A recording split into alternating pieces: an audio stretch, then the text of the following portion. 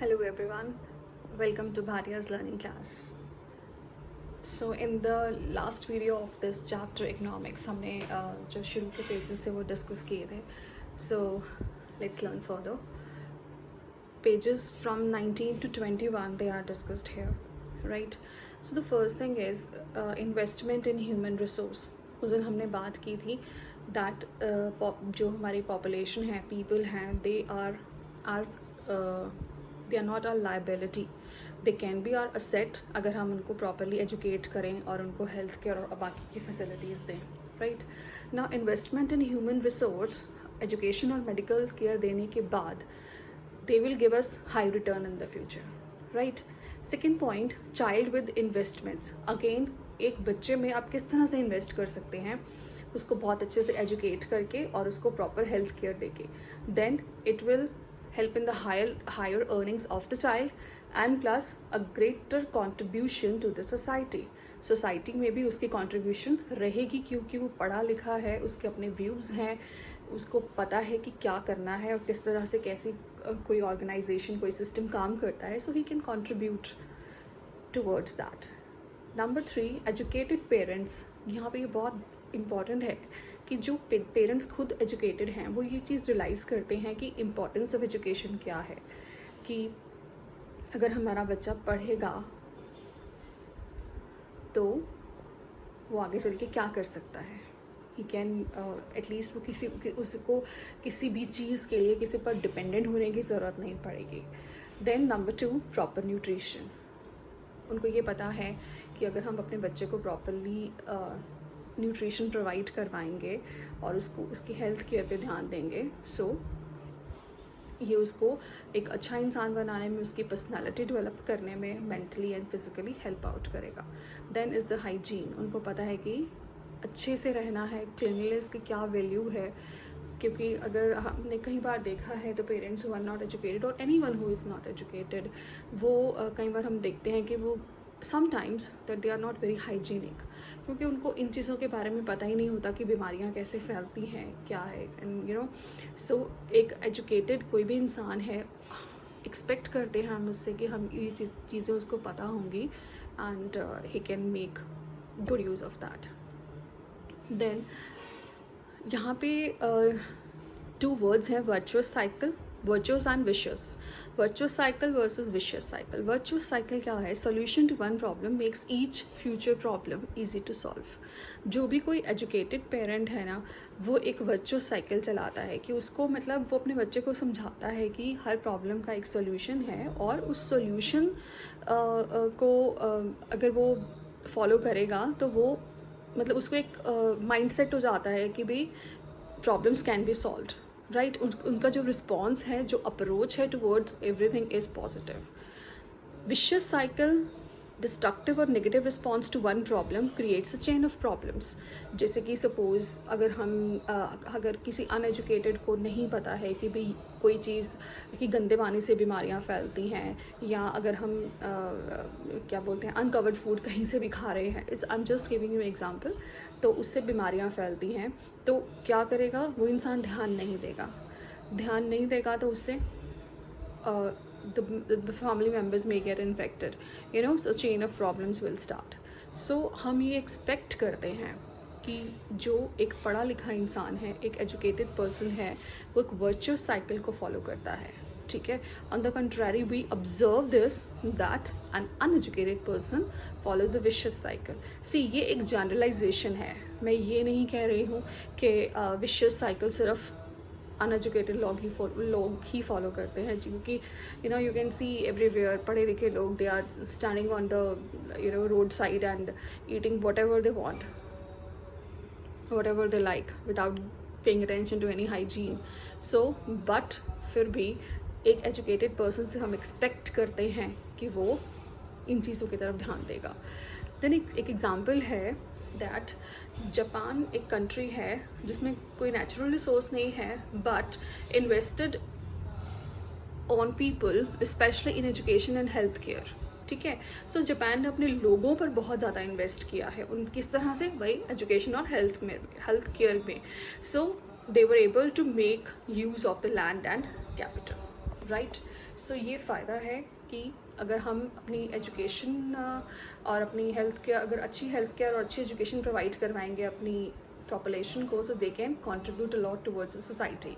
Now here comes the economic activities. Economic activities कौन सी होती हैं? The activities that give income to the people, जिससे लोगों को पैसे मिलते हैं. They are the economic activities. They are of 3 types: primary, secondary and tertiary. Primary activities कौन सी हैं? Occupations closely related to man's natural environment. ऐसा ऑक्यूपेशन जो एक इंसान के नेचुरल एनवायरनमेंट से रिलेटेड है, जैसे कि एग्रीकल्चर है, फिशिंग है, पोल्ट्री फार्मिंग है.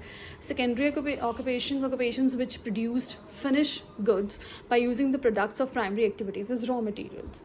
कि प्राइमरी एक्टिविटीज़ वाले जो प्रोड्यूस करेंगे वो उनको सेकेंडरी एक्टिविटीज़ वाले उस चीज़ को रॉ मटीरियल की तरह यूज़ करते हैं और एक फिनिश गुड्स बनाते हैं.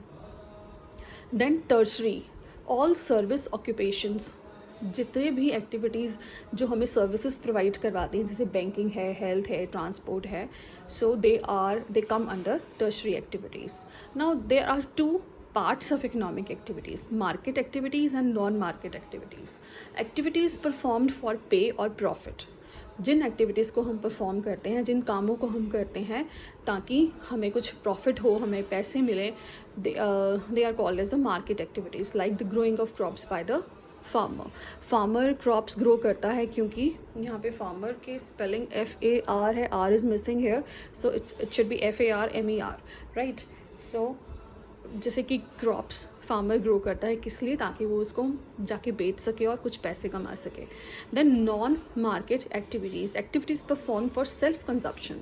कोई भी इंसान वो काम कर रहा है अपनी खुद की कंजप्शन के लिए, अपने खुद के लिए, that is the non market activity, like the domestic work done by the women, right.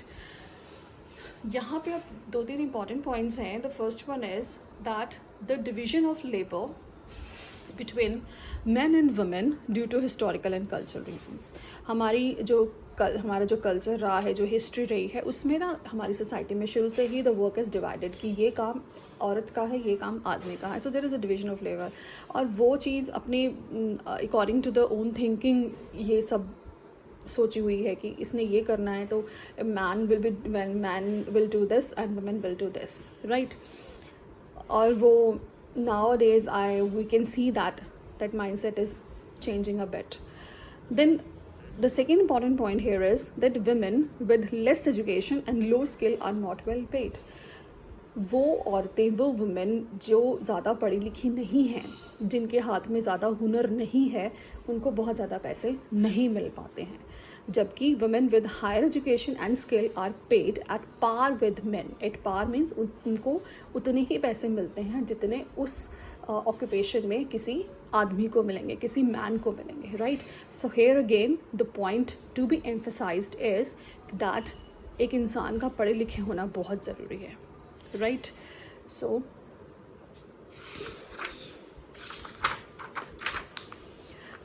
The next is quality of population. Quality of population जो है वो किस पे डिपेंड करती है? That depends on literacy rate. Quality of population मतलब population मतलब क्या खासियत क्या है, क्या खूबियाँ हैं पॉपुलेशन में, वो किस पे डिपेंड करेगी? कि लिटरेसी रेट, कि लोग कितने पढ़े लिखे हैं. That again will depend upon the education. Then health care, life expectancy, के लोगों को हेल्थ केयर किस तरह से मिल रही है, वो किस पे, वो कौन चीज़ वो शो करती है? लाइफ एक्सपेक्टेंसी, के लोग कितनी देर ज़िंदगी जी रहे हैं, कितने सालों तक जी रहे हैं. अगर हम देख रहे हैं कि किसी भी पॉपुलेशन में लोग बहुत जल्दी दे आर डाइंग, और पहले ऐसा होता था कि इन्फेंट मोर्टालिटी रेट बहुत ज़्यादा होती थी इंडिया में.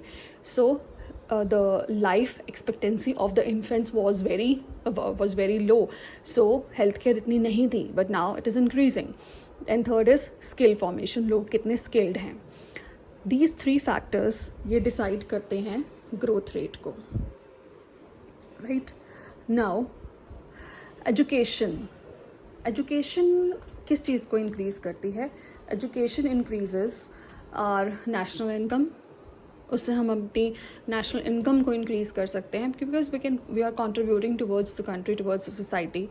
देन कल्चरल रिचनेस, कि हम अपने कल्चर को बहुत अच्छे से एक्सप्रेस कर सकते हैं, बहुत अच्छे से निभा सकते हैं. Then efficiency of governance. अगर पढ़े लिखे लोग हैं, हमारे नेता पढ़े लिखे हैं, हमारे जो लीडर्स पढ़े लिखे होंगे, तो we expect that the efficiency है वो गवर्नेंस की, वो थोड़ा इंक्रीज़ हो जाएगी. राइट.